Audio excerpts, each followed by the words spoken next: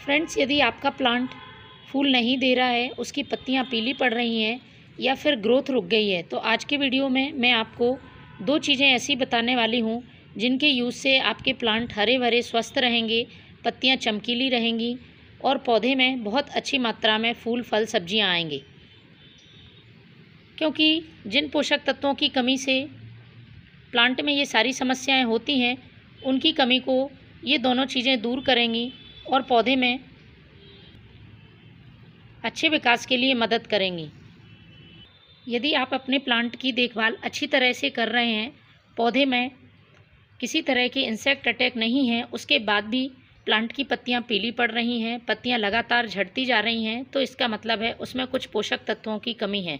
उनमें से ही एक है मैग्नीशियम। यदि प्लांट में मैग्नीशियम की कमी हो जाती है तो पत्तियां पीली होने लगती हैं, प्लांट में ग्रोथ रुक जाती है, पौधा एकदम कमज़ोर हो जाता है। और यदि सब्जी वाले पौधे हैं तो उनमें सब्जियों का साइज़ छोटा हो जाता है या सब्जी बनने से पहले फूल गिरने लगते हैं। तो ये सारे लक्षण आपके प्लांट्स में हैं तो आपको मैग्नीशियम रिच फर्टिलाइज़र देना होगा। यदि पौधे में फूल ना आने की समस्या है, जैसे कि मोगरा, गुलाब, गुड़हल, अपराजिता जैसे पौधे जो अभी इस समय अच्छी तरह से फ्लावर नहीं दे रहे हैं, तो आप उसमें इस तरह की चीज़ों का इस्तेमाल करें जिससे कि प्लांट की सॉइल का पीएच बैलेंस रहे। तो मैं जो दोनों चीज़ें इस्तेमाल करूंगी उससे पौधे की सॉइल का पीएच भी बैलेंस रहेगा, क्योंकि फूलों वाले पौधे की यदि सॉइल का पीएच गड़बड़ रहता है तो उनमें फूल नहीं लगते हैं। मोगरा, गुलाब जैसे पौधे थोड़ी सी एसिडिक सॉइल पसंद करते हैं, इसलिए आपको समय समय पर अपनी प्लांट की सॉइल में इस तरह की चीज़ें इस्तेमाल करें जिससे कि सॉइल थोड़ी सी एसिडिक बनी रहे। तो चलिए मैं आपको दोनों चीज़ें बताती हूँ किस तरह से इस्तेमाल करनी है। तो सबसे पहले मैं इस्तेमाल कर रही हूँ ये एप्सम सॉल्ट। मैग्नीशियम सल्फेट इसको कहा जाता है। मैग्नीशियम से भरपूर है और इसमें कुछ मात्रा में सल्फ़र भी मौजूद होता है। ये दोनों काम प्लांट के लिए करता है। प्लांट को हरा भरा घना बनाने के साथ पत्तियां पीली नहीं पड़ने देता है।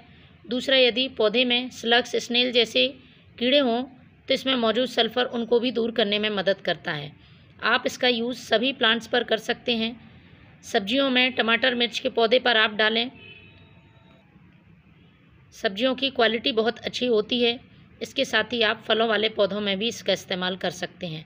तो इसका मैं स्प्रे बनाने वाली हूँ। आप दोनों तरह से इसका यूज़ कर सकते हैं, डायरेक्ट सॉइल में भी डाल सकते हैं, लेकिन यदि आपको पत्तियों पर चमक चाहिए तो आपको इसका स्प्रे करना होगा। तो इसके लिए मैंने लिया है 1 लीटर पानी। 1 लीटर पानी में मैं आधा चम्मच एप्सम सॉल्ट यूज़ करूँगी और आपको इसे तब तक मिक्स करना है जब तक ये अच्छी तरह से घुल नहीं जाए। बहुत आसानी से पानी में घुल जाता है।